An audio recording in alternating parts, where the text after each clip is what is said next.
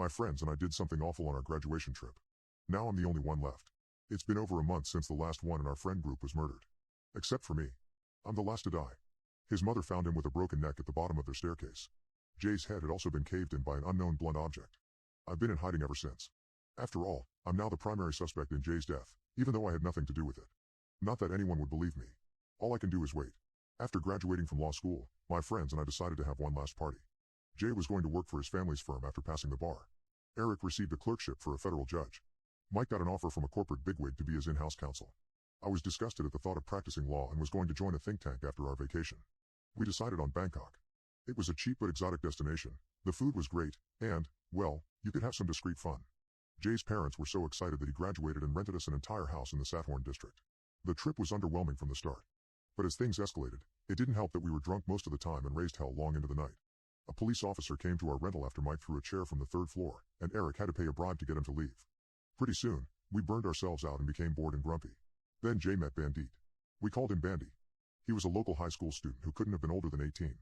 Bandy was tiny, even by Thai standards, and had cropped black hair and a spindly, prepubescent mustache. On our last night, we threw one final American-themed rager to show our appreciation for Bandy. This time we handled logistics and told Bandy he should come empty-handed. We waited in anticipation of his arrival. Then we heard the sign, 4 knocks, and a whistle. I don't remember much from the party. I must have passed out in my room before midnight, but I was frantically awakened by Eric. "Dude, wake up." Bandy fell down the stairs. We raced toward the stairs and saw Bandy's body crumpled at the bottom. Jay was shuffling the girls we brought out the door. Mike was pacing back and forth like a maniac. I ran down to check on Bandy. He was still breathing, but his neck and head were contorted in a way that wasn't natural. His eyes darted around in a panic, slowly coming to the realization that he was paralyzed. "Well, don't just stand there," I yelled. "Call an ambulance." Jay came back into the living room. "Are you stupid? Adam, there's drugs everywhere. What are the police going to say?" Eric shook his head. "Who cares about that? We need to get him some help now. I'm going to call an ambu." Before Eric could finish his sentence, Mike came in with a hammer and bashed Bandy's head. We all froze in shock. Mike, twitching from all the cocaine, took another deep breath before bringing the hammer down on Bandy again. A sickening moment of silence followed before Eric and I started screaming. What was I supposed to do? Mike slurred back at me. Dude was a goner. All I did was end his suffering. He then nudged Bandy's now corpse with his shoe. Eric, Jay, and I all shouted at Mike and then argued about what to do next. We weren't in the correct headspace, but we agreed that we couldn't jeopardize our future. Jay sidestepped Bandy's body and walked up the stairs. He came back down with a bedsheet and threw it over Bandy. Like clockwork, we worked together in silence to get rid of the body. We wrapped Bandy tightly in the bedsheet and carried him out the back door. Eric and I drove to the pier, stuffed some rocks into Bandy's pockets, and threw him into the river. His tiny body hardly made a splash. We quietly left Thailand the following day. Mike stared out the plane's window the whole flight, finally realizing the gravity of his actions. We touched down in the country we called home, and the place Bandy never got to visit. Mike was the first to speak before we went our separate ways.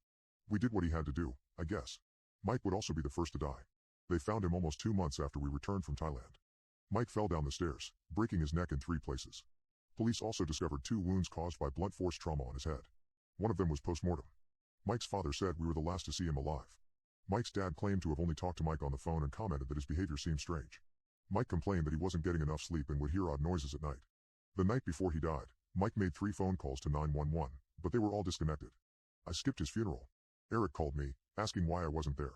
I told Eric that what happened to Mike was the literal definition of karma, and I no longer considered any of us friends. Eric seemed hurt by my words but couldn't disagree. It was best to move on from everything, no matter how difficult it could be. Before he hung up, Eric asked if I had trouble sleeping recently. I keep having these nightmares. Mostly about Bandy. It's strange. Remember how we made him do a secret knock and then whistle before he walked into the house? I swear I hear it all the time. I responded that I didn't think I could remember any of my dreams since we returned from Thailand. Eric sighed but wished me the best before disconnecting the call. Eric's wife, Jessica, found him at the bottom of their living room staircase a month later. His neck was twisted by the fall, and someone finished him off with a blunt object. Jessica also said that he had been acting erratically since Mike's death. Eric wasn't sleeping, and he confided in her that he felt they were being watched. I decided to go to Eric's funeral since we were the closest. Jessica and I exchanged hollow pleasantries, and I was preparing to make a quick exit before I saw Jay. He looked like he hadn't slept in days. I went to speak to him, but he tried to rush back to his car when he saw me. I chased him, determined to know what was going on. Jay fumbled for his keys to start the car but stopped when he realized he would have to run me over to leave. "Jay, talk to me, man. What the hell is going on with you?" Jay looked up at me with dark circles hanging around his eyes. He studied me before saying firmly, "I need you to stop messing with me, Adam." I slammed my hand on the top of the roof. "What the hell are you talking about?" Jay shook his head. I know what you're doing, Adam. I know what you're doing. He screamed so loud that other funeral goers started walking toward us. I know it was you, Adam, Jay said again, his voice quivering. It has to be you. He then shut his car door and sped off. I turned around to leave and saw Jessica behind me. What did he mean by that, Adam? Do you know what happened to Eric? Do you? I bolted back to my car and drove home. A detective called me an hour later to ask some questions about Eric. I offered some empty platitudes and hung up the phone. I didn't know what was going on with Jay, so I tried to reach out to him, but every call went to voicemail. I didn't hear from him for another week. I woke up in the middle of the night to a missed call from him. I tried to answer back, but the line seemed disconnected. It was the night that Jay was murdered. The night Jay died, he left a note confessing his role in covering up Bandy's murder. He spoke about the guilt keeping him awake and that he was suffering from PTSD. Jay also felt that someone was watching and tormenting him. Since I was the last of us left, he accused me of being the perpetrator and swore I murdered Mike and Eric. I should have turned myself in. I know I didn't kill my friends. I had solid alibis on the nights that they were killed. I'm not sure why I felt compelled to run and hide. But I did. I fled the state to a cabin owned by my late grandparents. My parents desperately tried to get me to turn myself in, but I felt my fate was already decided. I stayed at the cabin for a day before crossing the border and breaking into a vacant house to hide. That's when the nightmares started. They didn't feel like nightmares, though, more like intense delusions. I would hear 4 taps on the door, followed by a loud whistle. I instinctively answered the door the first time, but no one was there. I also got an unbearable feeling that I was being watched by something. I would see shadows in the corner of my eyes and faces that I couldn't recognize popping in and out of windows. I fled the house the following day and drove until I nearly fell asleep at the wheel. I canvassed neighborhoods until I saw a home with a for sale sign. I ditched my car and broke in through the back door.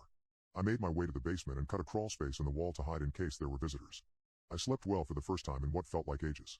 But the peace and quiet haven't lasted long. I've been here for 3 days. I've run out of food, and my water supply is dangerously low. I have the same delusions again as I'm about to doze off. 4 light taps on the door and a loud whistle. Only this time, the whistle is followed by laughter. It sounds evil and demonic. At first, the laughter reminded me of Bambi, but now it's darker, more guttural. It doesn't even sound human. My mouth is so dry, and my stomach is growling.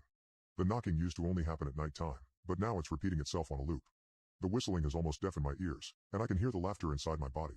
I need to eat soon if I'm going to make it. I look up at the basement door, which now seems so far away. Was the staircase longer than I had remembered? No. I'm having delusions again. I'm sleep deprived and starving. My mind is playing tricks on me. Why am I even here? Why don't I just leave? I've done nothing wrong. I can talk my way out of this. I'm going to be okay. I'm going to be okay. All I need to do is take the first step.